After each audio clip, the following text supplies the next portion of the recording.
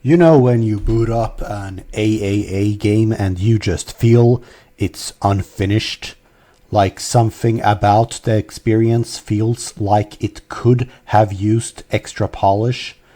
This has become normalized. Waiting months for fixes. In the old days, you expected a game to be finished on launch. The developer made sure to deliver the best they could on launch.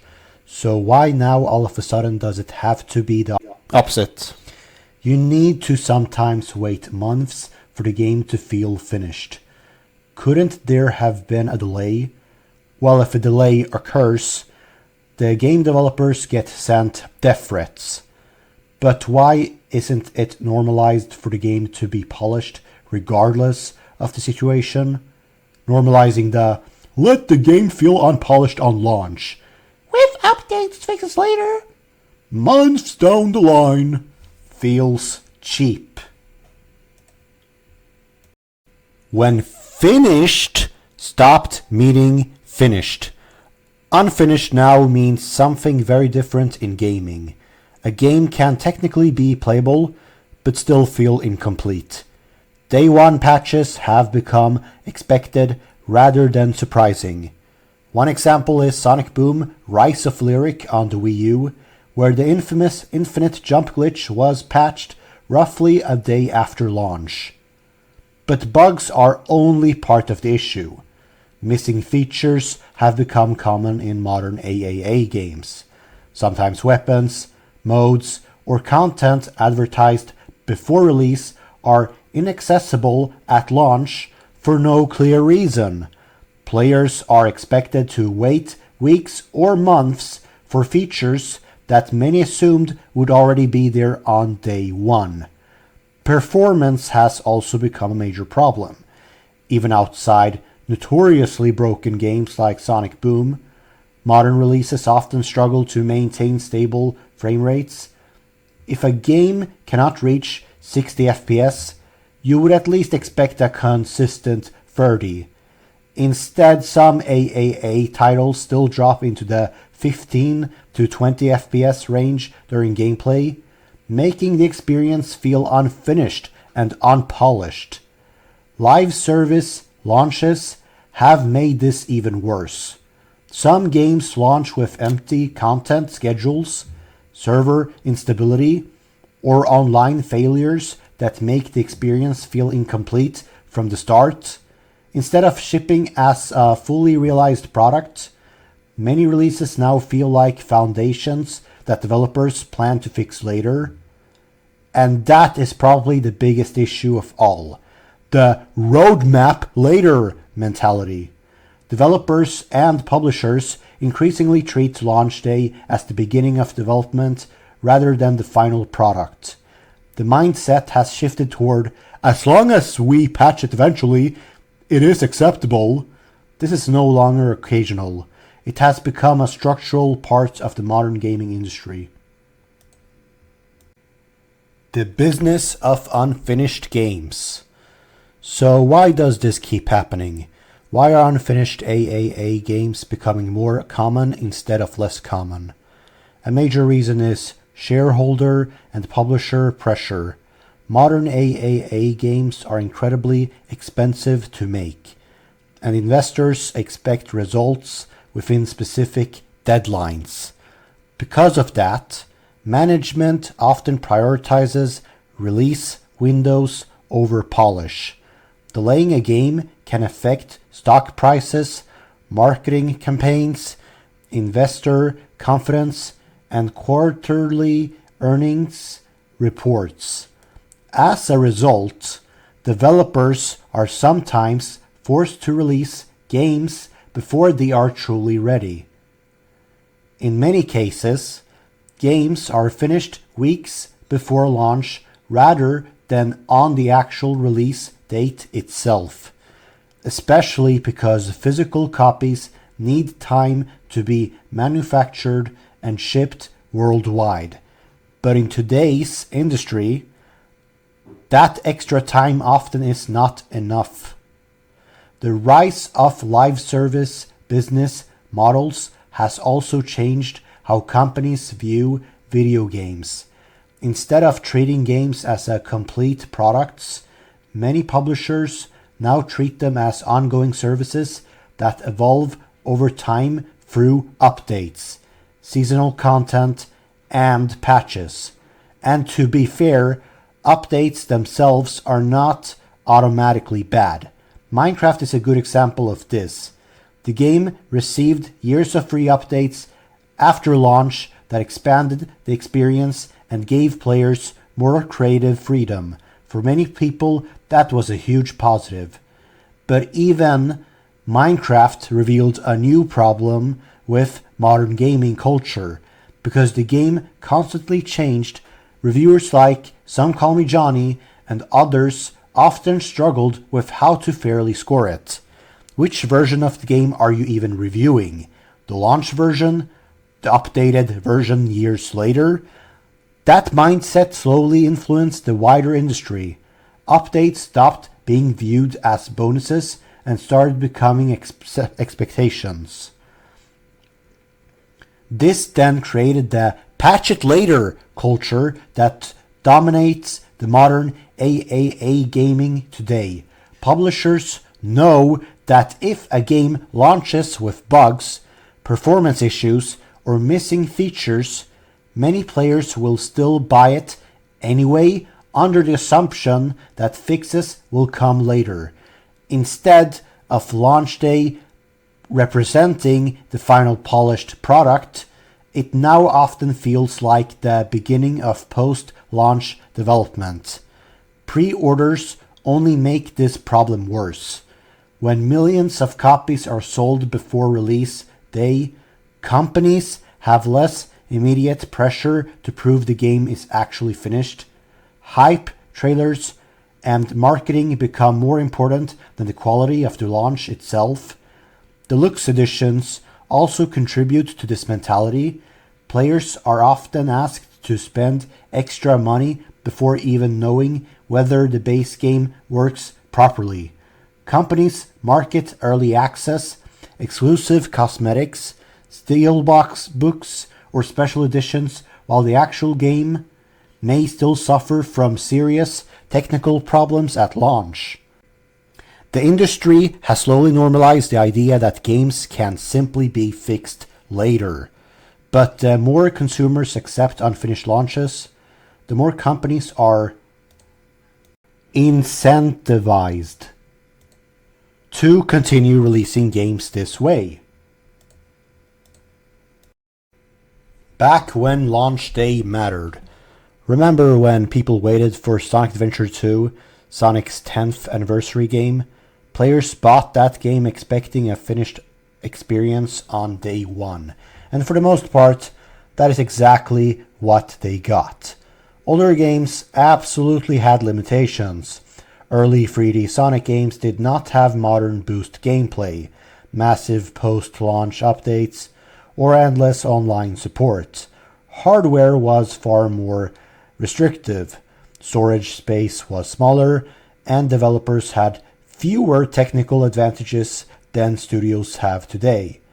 But because of those limitations, developers had to make the game work at launch. Major post-launch fixes were not realistically possible for console games at the time. Once the disc shipped, that was the version players were going to experience.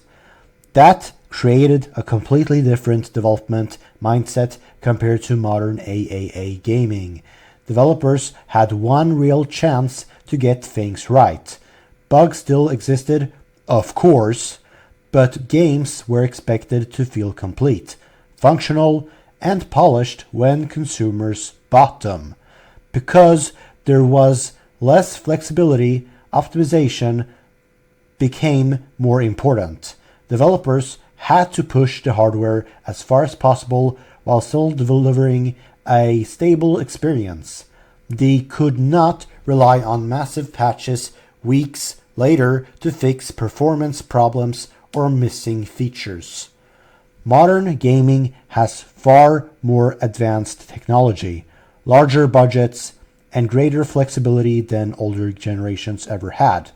Yet somehow, many modern AAA games feel less complete at launch than games released over 20 years ago. Older hardware limitations created discipline. Modern flexibility created complacency. The modern AAA experience. So let me get this straight. I buy a brand new AAA game for full price, come home excited to play it, and the first thing I see is a 60 gigabyte installation that takes hours before I can even touch the game. Fine, whatever. Technology is bigger now. But then, after the installation finally finishes, I suddenly need to download mandatory updates on top of that. So the game was not even fully ready when it shipped onto the disk in the first place. And somehow it gets worse. Some games now require server queues, online verification, or constant internet checks before you can even reach the main menu. You spend more time waiting to access the game than actually playing it. But you know what always works perfectly on launch day? The microtransaction store. Funny how the cosmetics shop, battle pass, and deluxe edition upgrades are always fully functional immediately, even when the actual game struggles with bugs, crashes, or missing features. Then comes the roadmap announcement. Don't worry guys, the game will evolve over time. Okay, but I bought the game now, not 6 months from now. Modern AAA launches increasingly feel like paying full price for early access. Players are expected to wait months for updates before the experience finally resembles the version that should have existed on launch day in the first place.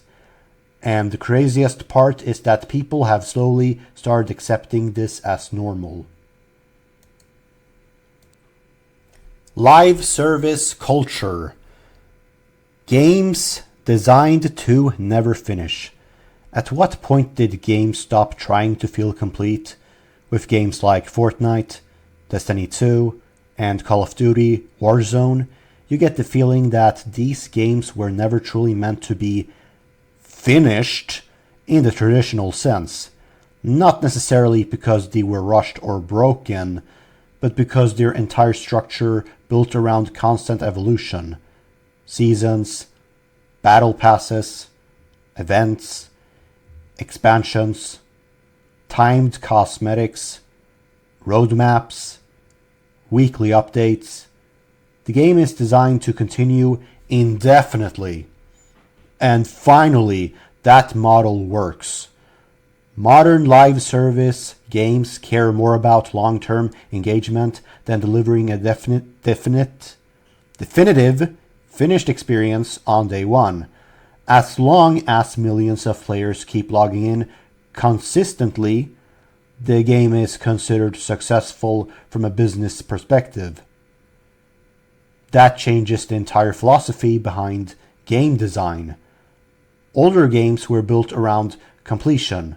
You bought the game, experienced the full product, and eventually moved on after finishing it. Modern live service games often do not want you to move on at all. Instead, they are designed to constantly pull players back in through daily challenges, seasonal rewards, limited time events, battle passes, and fear of missing out. The goal is no longer just to create a satisfying experience. The goal is to maintain activity and retention for as long as possible. And because of that, some AAA games intentionally launch with thinner content structures than players might expect. Content is slowly drip-fed over time to keep engagement stable month after month instead of delivering everything up front. From a business standpoint, it makes sense. Publishers would rather have a game remain consistently active for years than spike in popularity for a month before fading away completely. But creatively, this changes how games feel. Content starts feeling seasonal instead of complete, temporary instead of definitive. Instead of buying a finished experience, players increasingly buy access to an evolving platform that may never truly feel finished at all. Why players tolerate it? We help normalize it. The uncomfortable truth is that all of us contribute to this problem to some extent. Modern gaming culture is heavily built around brand loyalty. A lot of players continue supporting certain franchises, no matter what, because those games became part of their identity years ago. Someone who grew up obsessed with Call of Duty will probably keep buying new entries almost automatically because of the attachment they already have to the series. The same thing happens with hype culture surrounding major franchises. If you are a huge Super Mario Bros. Fan, for example, you naturally want to be part of the excitement surrounding the next big release. You want to watch the trailers, join discussions online, speculate with the community, and experience the launch alongside everyone else. And that creates another major force driving more modern AAA gaming: fear of missing out. The internet moves incredibly fast now. Social media constantly pushes new discussions, leaks, reactions, memes, reviews, and launch hype every single day. Players feel pressured to participate immediately before the conversation moves on to the next thing. That pressure encourages pre-order culture. People buy games before release because they want to stay involved in the excitement surrounding the launch instead of feeling left behind while everyone else is discussing it online. The problem is that this also lowers accountability for unfinished games. A player might buy a broken launch, criticize it online, and immediately run into waves of defensive fans protecting the franchise. Instead of discussing whether the criticism is valid, conversations often become emotional because people feel personally attached to the brand itself. Critiquing the game starts feeling, to some fans, like critiquing their identity. And because of that, broken launches sometimes become normalized or defended in ways they probably would not have been years ago. Older gaming culture certainly had fan bases and console wars, but modern internet culture amplified everything. Social media, fandom engagement, constant discourse, influencer hype, and online tribalism all intensified the emotional attachment people have toward gaming franchises today. As a result, many players continue accepting unfinished launches because staying connected to the excitement surrounding the franchise matters more than waiting for a polished final product. Why retro gaming feels refreshing. I swear, comparing many modern AAA games to retro games feels like night and day.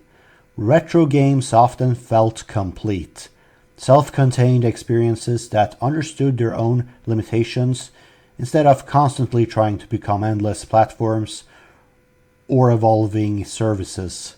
Developers worked within strict hardware boundaries, but because of that, games were usually designed around delivering a full experience the moment you inserted the cartridge or disc. There was no expectation of massive updates later. No roadmap promising that the real version of the game would arrive months after launch. What you bought was the experience. And because developers could not constantly patch games after release, they had to focus more heavily on optimization, polish, and making the core gameplay loop satisfying from the start. Retro games also felt less psychologically exhausting. Modern AAA games constantly compete for your attention through battle passes, limited time events, rotating shops, daily challenges, and endless notifications trying to pull you back in. Older games usually just let you play. Even online features were far less dominant before consoles like the Dreamcast started introducing online functionality into the console space. Most games were entirely offline experiences. You bought the game, played it at your own pace, and completed it without feeling tied to constant updates or online engagement systems. That simplicity is part of why so many retro games still feel refreshing today. They knew their limits, they focused on delivering a complete experience instead of trying to occupy players forever. The death of the finished game. So much has changed. Modern gaming fundamentally changed the relationship between players and the games they buy. Games stopped being treated purely as products and increasingly became ongoing services. Launches stopped feeling like finished experiences and instead became starting points for future updates, patches, seasons, and roadmap content. Even ownership itself started feeling temporary. Physical media matters less than it used to. Online verification, digital storefronts, subscription services, server shutdowns, and licensing agreements all changed how people interact with games. In many cases, players no longer truly feel like they own the games they purchase in the same way they once did. And that is something I have talked about before on this channel. At the same time, completion itself became less important to the industry. Modern AAA games are often designed around long-term engagement rather than delivering a definitive finished experience from beginning to end. That does not mean every modern game is bad, and it does not mean updates themselves are inherently harmful.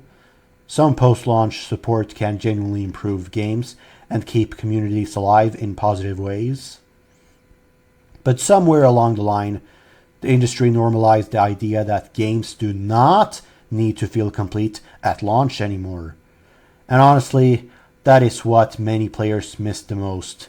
Not just fewer bugs, not just better optimization, but the feeling of buying a game and knowing that what you purchased was a complete experience the moment you brought it home. Final question to audience. So now I want to leave you with a few questions.